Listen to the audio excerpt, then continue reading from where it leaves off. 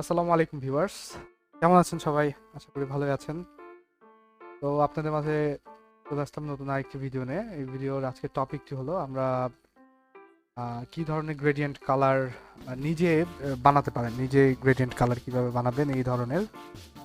হ্যাঁ, ধরুন এটা একটা এরকম এই ধরনের গ্রেডিয়েন্ট কালার কোনো ধরনের ফটোশপ বা কোনো ধরনের ফটোশপ নলওয়েজ ছাড়াই আপনারা নিজেরাই নর্মালি উইন্ডোজের বিল্ড ইন পেইন্ট নামে যে সফটওয়্যারটি রয়েছে এই সফটওয়্যারটি দিয়ে কিভাবে বানাতে পারেন। চলুন দেখে আসা যাক, আর দেরি না করি।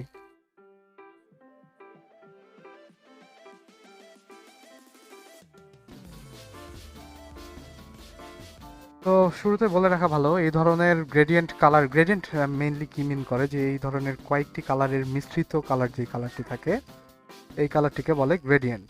যেমন এটি দেখতে অনেকটা আগুনের কালারের মতো লাগছে, তো হুট করে ধরুন আপনি কোনো অ্যানিমেশন বা কোনো কিছুর জন্য বা কোনো ছবির ব্যাকগ্রাউন্ডে এই ধরনের কালার ইউজ করতে চাচ্ছেন, তখন এই কালারটি কিভাবে আপনি পাবেন? হ্যাঁ, তো এটি খুব মানে ওরকম কঠিন কিছু না, খুব সহজে যে কেউ চাইলে যে কোনো ধরনের নিজের মন মতো গ্রেডিয়েন্ট কালার নিজে বানিয়ে যে কোনো জায়গায় ব্যবহার করতে পারে। এর জন্য কোনো এক্সট্রা কোনো সফটওয়্যার বা কিছু দরকার নাই। আমরা জাস্ট নরমালি উইন্ডোজে যে বিল্ট ইন সফটওয়্যার রয়েছে, এই উইন্ডোজ লোগো থেকে আমরা নরমালি পেইন্ট নামে সার্চ করলে এখানে একটি পেইন্টের যে অ্যাপটি রয়েছে এটি ওপেন করব। ওপেন করলে আপনারা চাইলে এখানে সাইজটি নিজের মতো করে রিসাইজ নিতে পারেন। যদি আপনাদের স্পেসিফিক কোনো সাইজ প্রয়োজন থাকে সেটা অবশ্যই পিক্সেলে এই যে মেইনটেনিং অ্যাসপেক্ট রেশিও টিকমার্কটি উঠাই দিলে এখানে আপনারা চাইলে মন মতো বিভিন্ন ধরনের সাইজ দিয়ে নিতে পারেন। হ্যাঁ, তো এখানে আমরা কিভাবে গ্রেডিয়েন্ট কালারটি ব্যবহার করব? আমরা প্রথমে একটি ধরুন দুইটি কালারের গ্রেডিয়েন্ট বানাতে চাচ্ছেন বা দুই কালারের গ্রেডিয়েন্ট কালার আপনি ইউজ করতে চাচ্ছেন, সেই ক্ষেত্রে এখানে যে লাইন নামে যে অপশনটি রয়েছে এখানে ক্লিক করলে লাইনটিকে একটু মিনিমাম যেই থিকনেসটি রয়েছে এই থিকনেসটি ব্যবহার করে ভালো রিকমেন্ডেশন। হ্যাঁ, দিয়ে আমরা একটা কালার চুজ করি যে কালারটি নর্মালি চোখে ধরবে না, এই ধরনের ইয়েলো কালার দিয়ে তারপর কি করতে হবে, আপনারা এক কর্নার থেকে আরেক কর্নার পর্যন্ত একটা লাইন টানবেন। লাইন টানার পর এই লাইনটি এক কর্নার থেকে আরেক কর্নার পর্যন্ত যখন লাইনটি টানবেন, টানার পর মানে দুইটা মানে অংশে ভাগ হয়ে গেল। এখন উপরে আপনারা যে কালারটি চান ওই কালারটি দিতে পারেন। এখানে নর্মালি একটি টুল রয়েছে, এটা ফিল উইথ কালার নামে একটি অপশন রয়েছে, এখানে ক্লিক করলে আপনি কি কালার দিয়ে ফিল করতে চান। সেই আমি এটা রেড কালার দিয়ে ফিল করতে চাই উপরেরটুকু। সরি, এখানে একটু সতর্ক থাকবেন যেন আহ, দুইটা ইয়ার মাঝখানে যেন কোনো গ্যাপ না থাকে। আমার মনে হয় এই কর্নারে একটু গ্যাপ রয়ে গেছিলো, যার কারণে দুইটা কালার পাস আউট হয়ে গেছে, তো আমি এটা আর একটু টেনে দিলাম। সমস্যা নেই, যে কোনো কালার দিলেও কোনো প্রবলেম নেই। এখন আমি ফিল করবো, এই যে দেখুন এখন ফিল করলে এখানে একটা রেড দিলাম আর এই পাশে আমি একটা দিতে চাই ইয়েলো। হ্যাঁ, দিলাম।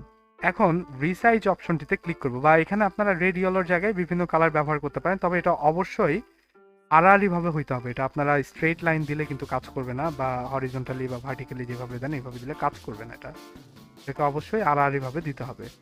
এখন আমরা রিসাইজ অপশনে ক্লিক করি, পিক্সেলসে ক্লিক করি, মেইনটেনিং অ্যাসপেক্ট রেশিও টিকমার্কটি উঠাই দিয়ে হরিজন্টাল যেটা রয়েছে এটাকে আমরা, যেটা ছিল এটা একটু মনে রাখুন 1024 ছিল, আমি এটাকে ডিলিট করে শুধু 1 দিব। 1 দিয়ে ওকে করলে দেখুন ছবিটি অনেক ছোট হয়ে গেছে। এই জায়গায় হয়েছে মেইনলি কাজটা, দুইটা কালার এক জায়গায় মিক্স হয়ে গিয়েছে।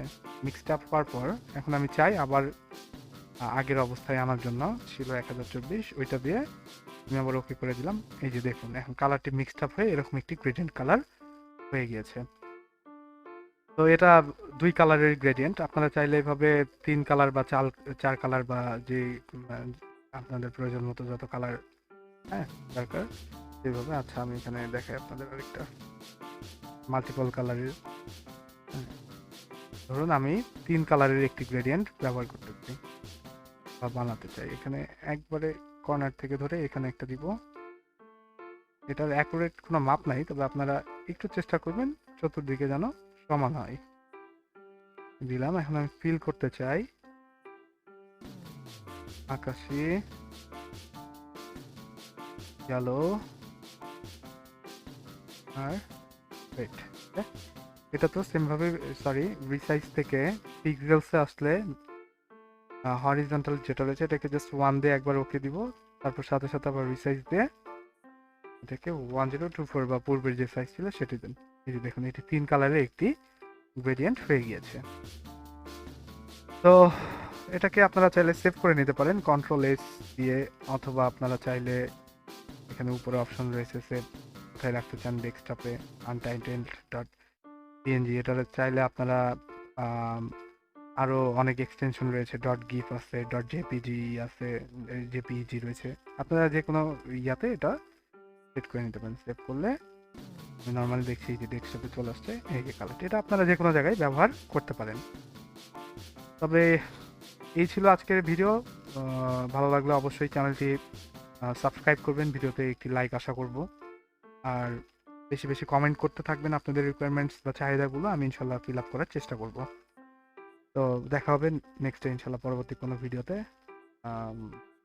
এই পর্যন্ত সবাই সুস্থ থাকবেন এই কামনায়, ধন্যবাদ।